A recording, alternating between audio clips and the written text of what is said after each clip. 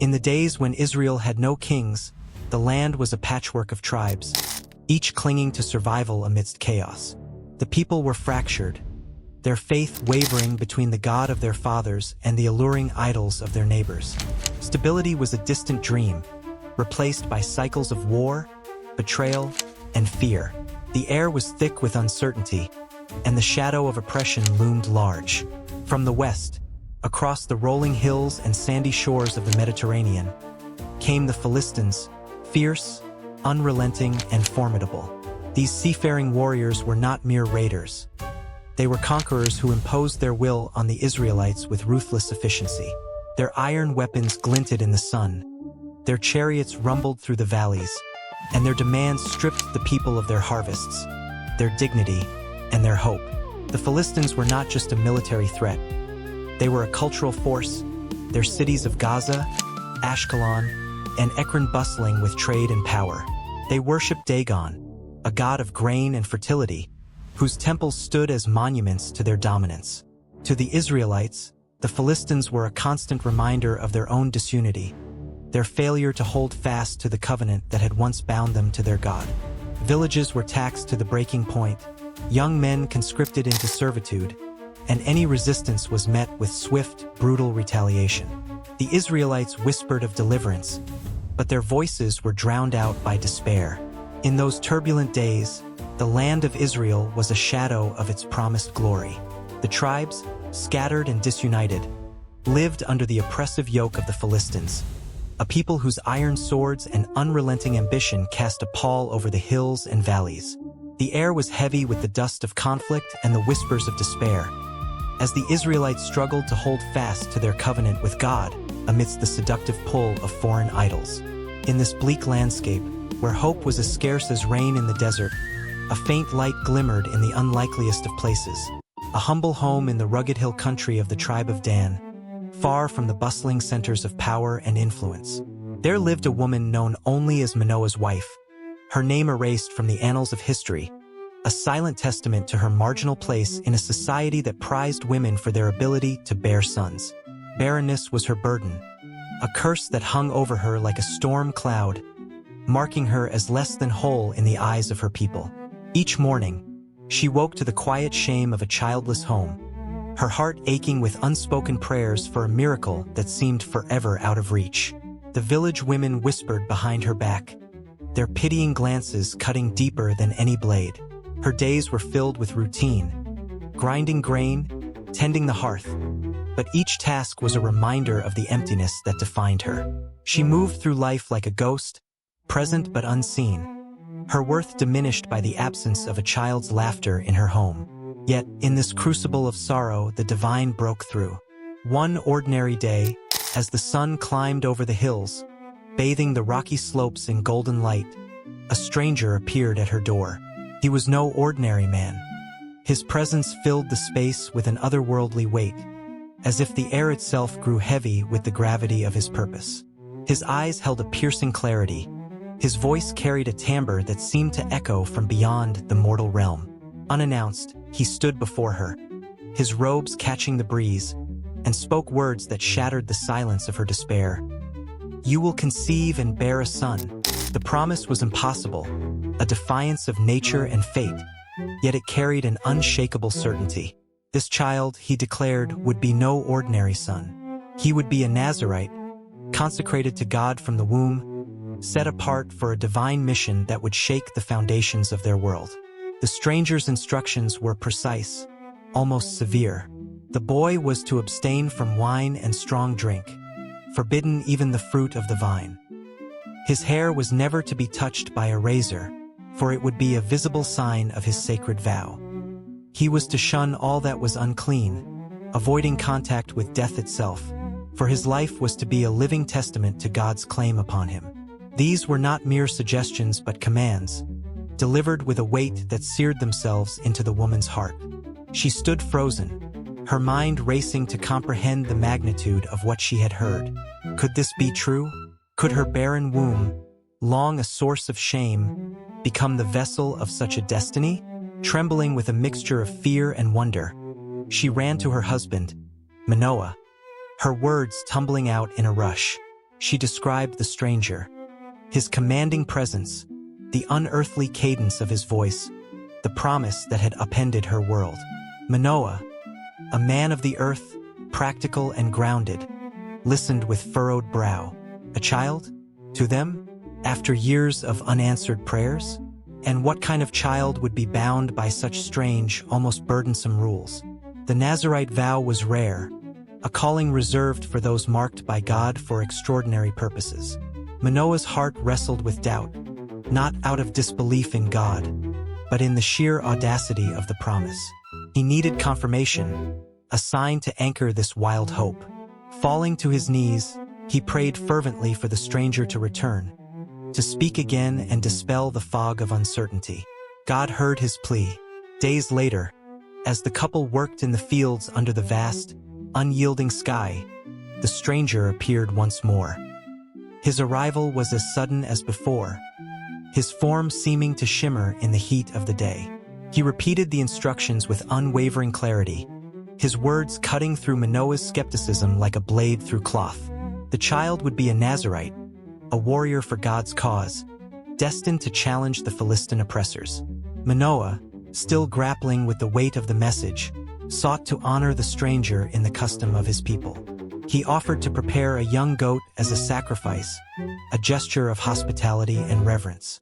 The stranger, however, directed him to offer it to God alone. As Manoah kindled the fire on the stone altar, the flames roared to life, consuming the offering.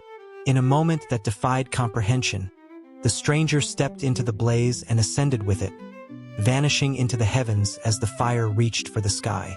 Manoah and his wife fell to the ground, their faces pressed against the earth, hearts pounding with awe and terror. They had not spoken to a man, but to an angel of God, a messenger from the divine realm. The realization struck them like lightning. Their lives, once ordinary, were now entwined with a purpose far greater than themselves. The barren woman, once a shadow in her village, was chosen to bear a son who would carry the weight of a nation's deliverance. And Manoah, a man of simple faith, was now a witness to the divine. In the silence that followed, they clung to each other, knowing that their lives, and the life of the child to come, would never be the same. The child was born, as promised, and they named him Samson, a name that would one day echo through the ages. From his earliest days, he was different. His eyes held a fire that unsettled those who met his gaze. He spoke little, preferring the solitude of the hills to the chatter of the village.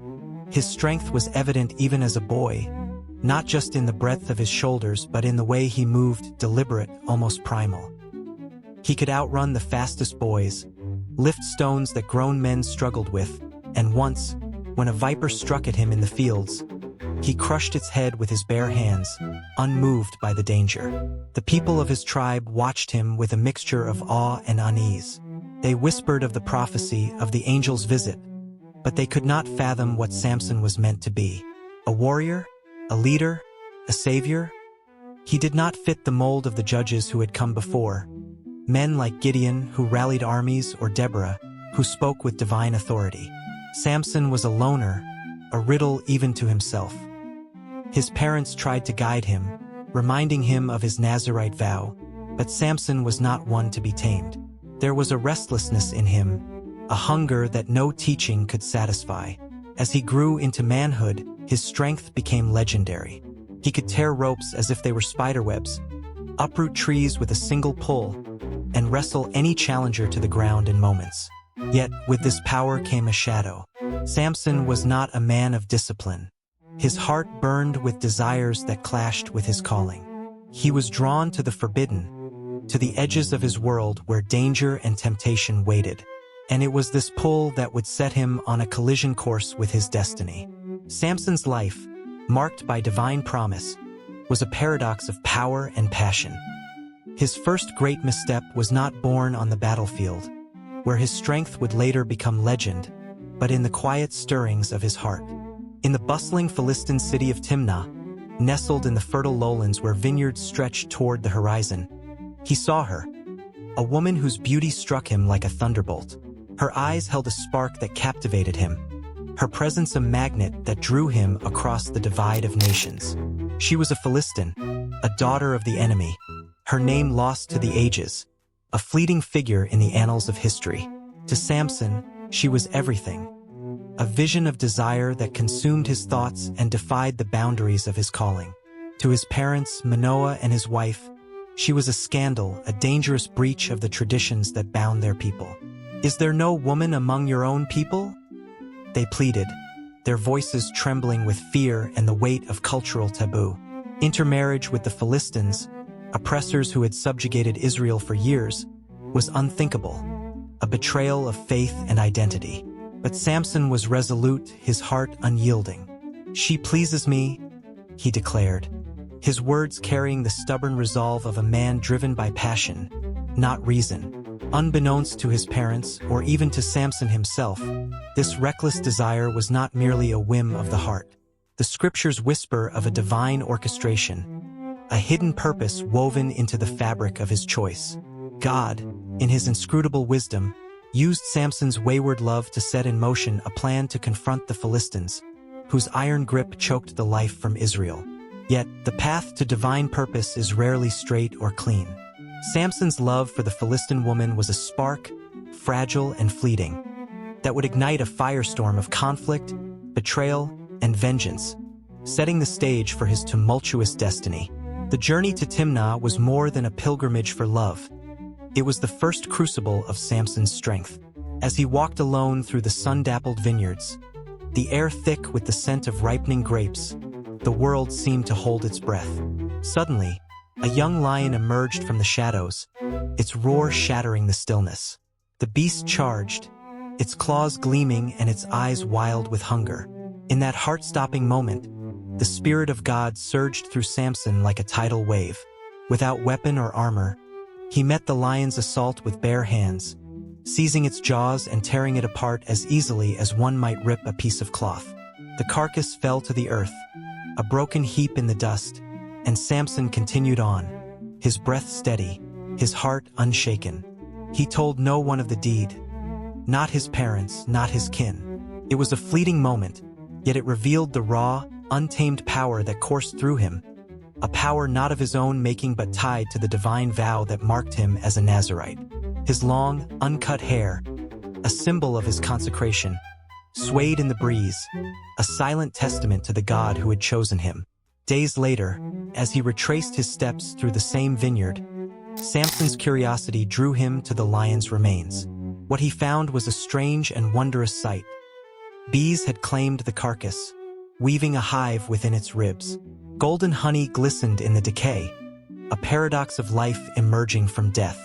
Without hesitation, Samson scooped up the honey, its sweetness bursting on his tongue as he ate. He carried some to his parents, sharing the gift but keeping silent about its source. In this act, small though it seemed, he crossed a sacred line. As a Nazirite, he was forbidden to touch anything dead. Yet he did so without pause, his recklessness a crack in the foundation of his consecration. The honey, sweet as it was, carried the bitter weight of disobedience, a foreshadowing of the impulsiveness that would come to define him. To Samson, the act was trivial, a fleeting indulgence. But to the divine vow that bound him, it was a sign of the inner conflict that would shape his life. A man set apart for God, yet drawn irresistibly to the forbidden. This moment in the vineyard, like the love that drove him to Timnah, was a glimpse into Samson's soul. He was a man of immense power, yet vulnerable to his own desires. His strength could rend lions, but his heart could not resist the pull of a woman's beauty. His Nazirite vow demanded purity, yet his actions flirted with defilement. In these early steps, the contours of his destiny began to take shape, a path of glory and tragedy, where divine purpose and human weakness would collide with devastating force. The wedding feast in Timnah lasted 7 days, a time of celebration and tension. Samson, true to his enigmatic nature, challenged the 30 young Philistine men, companions of the bride, with a riddle. Out of the eater came something to eat, and out of the strong came something sweet. The stakes were high. If they solved it within the 7 days, Samson would owe each man a set of fine clothes. If they failed, they would owe him the same. The riddle was rooted in his secret encounter with the lion, a truth only he knew. It was a game, but also a test of his dominance over his enemies. The Philistines, proud and cunning, were not about to lose to an Israelite. By the fourth day, their frustration boiled over, and they turned to Samson's bride. "Find out the answer," they demanded, their voices laced with menace, "or we will burn you and your father's house." Terrified, she became their weapon. She wept before Samson, clung to him, and pleaded for the riddle's secret. "Don't you love me?" she asked, her tears a calculated assault on his heart. For 7 days, Samson resisted, but her persistence wore him down. On the final day, he relented, whispering the truth about the lion and the honey. She wasted no time betraying him to her kinsmen. As the feast drew to a close, the Philistines smugly declared, "What is sweeter than honey, and what is stronger than a lion?" Samson's rage was immediate. He saw the betrayal in their smirks, in the way his bride averted her eyes. His response was a bitter verse, a poet's curse. "If you hadn't plowed with my heifer, you wouldn't have solved my riddle." Without another word, he left Timnah and marched to Ashkelon, another Philistine stronghold. There, in a fury, he killed 30 men, stripped their clothes, and delivered them to the riddle's winners. It was an act of vengeance, but also of humiliation, an Israelite turning the Philistines' pride against them. Samson did not return to his bride. His anger burned too hot, and he retreated to his family's home in Zorah. But time dulled his fury, and eventually he decided to reclaim what was his. He returned to Timnah with a gift for his father-in-law, only to learn a crushing truth. His wife had been given to another man, one of the companions from the wedding feast. The betrayal cut deeper than any sword. To Samson, this was not just a personal slight. It was a challenge to his honor, his strength, his very existence. His response was as audacious as it was destructive. He captured 300 foxes, a feat that spoke to his relentless determination. Tying their tails together in pairs, he fastened torches between them and set them loose in the Philistines' fields. The flames devoured everything: wheat, vineyards, olive groves. The land that fed the Philistine cities became ash. It was a calculated strike, not just against their wealth but against their survival. Samson had declared war, not with an army, but with his own hands. The Philistines retaliated with equal cruelty. They burned Samson's former wife and her father, blaming them for provoking his wrath. The cycle of violence spiraled, each act of vengeance fueling the next. Samson, now a fugitive, hid in the wilderness at the rock of Etam. The Philistines, unwilling to let him slip away, marched on Judah, demanding that the Israelites surrender him. "Your man has set our land ablaze," they roared. "Give him to us." The men of Judah, fearful of Philistine retribution, sent 3,000 of their own to bind Samson. He agreed to go, but only if they promised not to kill him themselves. They bound him with new ropes, thick and strong, and led him to the Philistine camp. But as the enemy closed in, jeering and triumphant, the Spirit of God descended once more. The ropes snapped like thread, and Samson seized the jawbone of a donkey lying nearby.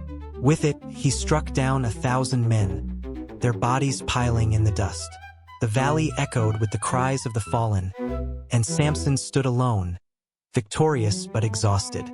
In that moment of triumph, he was also vulnerable. Parched and near collapse, he cried out to God for water. The Lord answered, splitting a rock to release a spring. Samson drank, his strength restored, but the act carried a deeper meaning. Even in his recklessness, God had not abandoned him. The jawbone, a relic of death, had become a tool of deliverance, just as the lion's carcass had yielded honey. Samson's life was a paradox, defying death, yet flirting with it at every turn.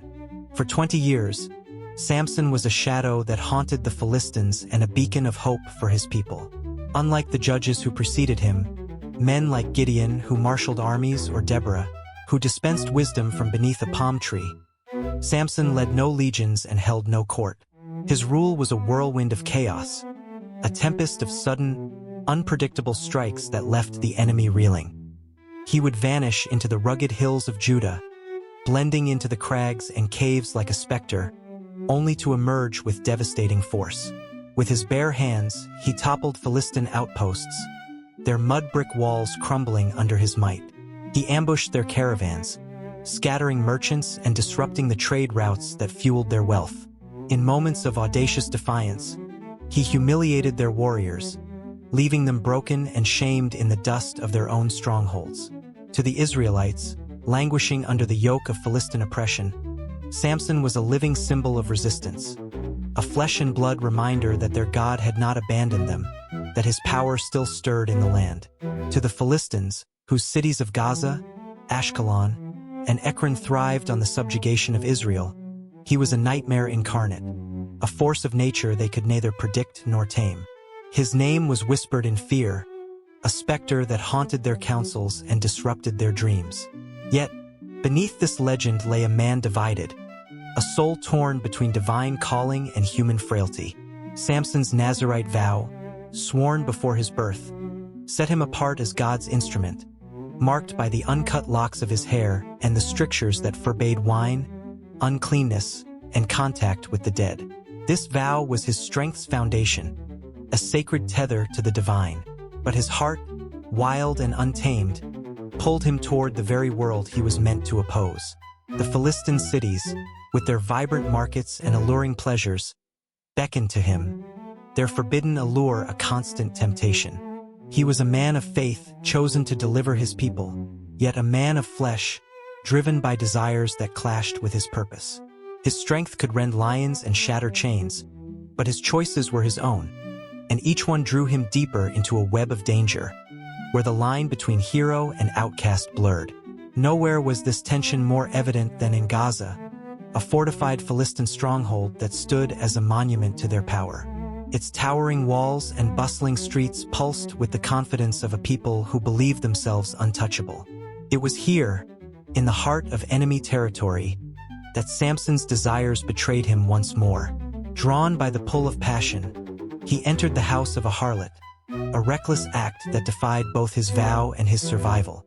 The city's lights flickered in the night, casting shadows on his path as he crossed into forbidden ground. The Philistines, ever watchful for a chance to ensnare their elusive foe, seized the moment. Learning of his presence, they barred the massive city gates, their bronze hinges gleaming under torchlight, and set an ambush, certain that this time Samson would be theirs. They underestimated the man they sought to trap. In the dead of night, as the city slept under a starless sky, Samson awoke, his senses sharp with the instinct of a hunted man. Approaching the gates, he grasped their oak and iron frame, his muscles straining under the impossible weight. With a surge of divine strength, he tore them from their hinges, posts and all, and hoisted them onto his shoulders. In an act that mocked the Philistines' pride, he carried the gates miles across the rugged terrain, ascending a hill overlooking Hebron, where he left them as a monument to his defiance. This feat was more than a display of power. It was a taunt, a challenge that left the Philistines scrambling in humiliation. The gates of Gaza, symbols of their invincibility, now lay abandoned, a testament to Samson's untamed might. Yet, this moment of triumph carried a warning, a shadow that loomed over his victory. Samson's strength, though boundless, could not shield him from himself. His reckless venture into Gaza, driven by desire, exposed a vulnerability that the Philistines would not forget. Each step into the world of his enemies, each dalliance with temptation, widened the crack in his consecration. The man who could carry a city's gates was not immune to the pull of his own heart, and that heart would lead him toward a reckoning that neither strength nor courage could avert. Then came Delilah, the woman who would unravel him. She lived in the valley of Sorek, a place of beauty and shadow. Whether she was Philistine or Israelite, the scriptures do not say, but her role was clear. She was Samson's undoing. Unlike the woman of Timnah, Delilah was not a fleeting infatuation. Samson loved her with a depth that blinded him, a passion that drowned out the warnings of his vow. The Philistine lords saw their opportunity. They approached Delilah with a fortune in silver, 1,100 pieces from each of them, a sum that could buy loyalty 1,000 times over. Find out the secret of his strength, they urged. Learn how we can bind him, how we can break him. Delilah, swayed by wealth or ambition, agreed. She began with subtlety, her voice soft as silk. Tell me, my love, what makes you so strong? How could someone bind you? Samson, perhaps amused, played along. 7 fresh bowstrings, he said, knowing it was a lie, when she bound him as he slept and cried, "The Philistines are upon you!" He snapped the bowstrings with ease, scattering the warriors who rushed in. Delilah's tears followed, her voice laced with hurt. "You mocked me," she said. "Don't you trust me?" Samson, still toying with her, offered another lie. New ropes, never used. Again she bound him, and again he broke free.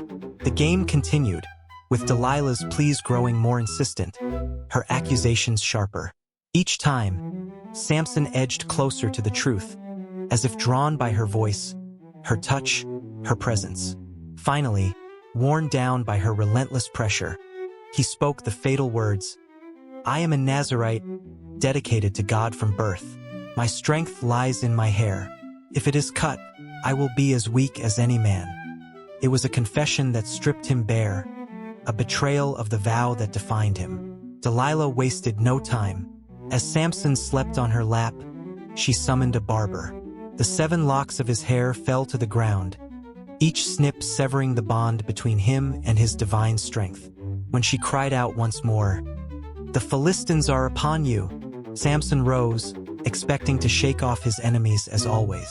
But the spirit had departed. His strength was gone. The Philistines seized him, their laughter echoing through the valley. They gouged out his eyes, the ultimate humiliation for a man who had seen so much. They bound him in iron chains and cast him into a prison in Gaza, where he toiled at a mill, grinding grain like a beast of burden. The man who had torn lions apart and carried city gates was reduced to a blind slave, mocked by those he once terrified. The Philistines celebrated their victory, believing they had defeated not just Samson, but the God who empowered him. They did not notice, or perhaps did not care, that his hair began to grow back. Months passed, and the Philistines grew complacent. They planned a grand festival to honor Dagon, their god, whose triumph they believed was complete. To mock their fallen enemy, they brought Samson from his prison to the temple, a vast structure supported by 2 central pillars. The crowd, thousands strong, jeered as he stumbled forward, blind and shackled. To them, he was a broken trophy, a symbol of their dominance. But Samson was not finished. Standing between the pillars, he felt the weight of his life. The victories, the failures, the betrayals. He had been a man of strength, but also of weakness, a vessel of divine power who had squandered it on fleeting desires. In that moment, he turned not to the crowd, but to God. "Lord," he prayed, his voice barely audible, "remember me, grant me strength one last time, to avenge my eyes and strike my enemies." With a cry that shook the heavens, Samson grasped the pillars. He pushed with all his might, and the temple came crashing down. Stone and timber buried the worshippers, the lords, and Samson himself. In his death, he killed more Philistines than he had in all his life, a final act of judgment, of sacrifice, of redemption. His relatives came for his body, carrying it back to the land of Dan. They buried him between Zorah and Eshtaol, in the quiet hills where his story began. The land fell silent, but the echo of Samson's life lingered. He was no king, no prophet, no saint. He was a judge, a man chosen to deliver his people, yet flawed to his core. His strength was a gift, but his heart was his own, and it led him through a life of triumph and tragedy. Samson fought the Philistines, but his greatest battle was within, against the desires that pulled him from his purpose, against the temptations that shadowed his path. His story is a paradox. A man set apart, yet drawn to the forbidden. A warrior of God, yet a slave to his passions. In his fall, he found redemption, not through victory, but through sacrifice. And in the ruins of Dagon's temple, Samson became more than a man. He became a testament to the power of a God who works through broken vessels, who brings light from darkness, and who, even in the chaos of human failure, fulfills his purpose.